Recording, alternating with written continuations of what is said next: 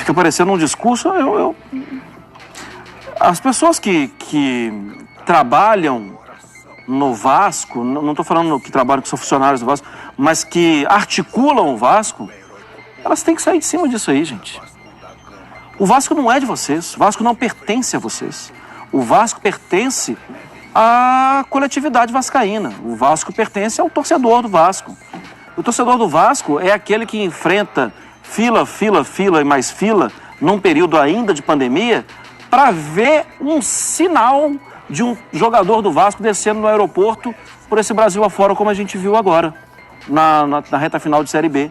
Para perceber que agora estão chegando os jogadores do Vasco. E às vezes eles não vão nem ver, e nem viram os jogadores do Vasco.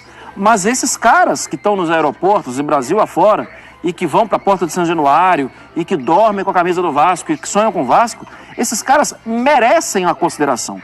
E a consideração maior que existe é: parem de retalhar o Vasco.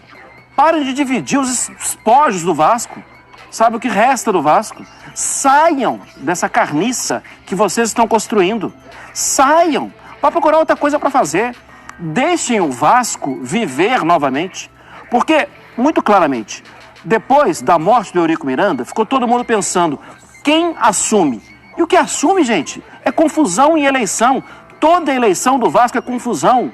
Eu conheço um ex-vascaíno que abriu mão de torcer pelo Vasco. Por quê? Porque ele cansou. Ele prefere outra coisa na vida. Ele cansou do Vasco. Será que é só um? Saiam, deixem o Vasco respirar de novo. Mas nem eu acredito que isso aqui saia dessa sala. Porque vocês querem se servir do Vasco. Não estou nem falando financeiramente, não. É com o status, é o poder. Saiam do Vasco. Vá procurar outra coisa. Cuida da sua vida. Que tal? E eu aposto que esse torcedor que abandonou, que cansou do Vasco, não cansou da entidade Vasco como história, como clube, como torcida, mas sim de ter que aguentar, talvez, esse pessoal que acaba comandando o Vasco. Olha...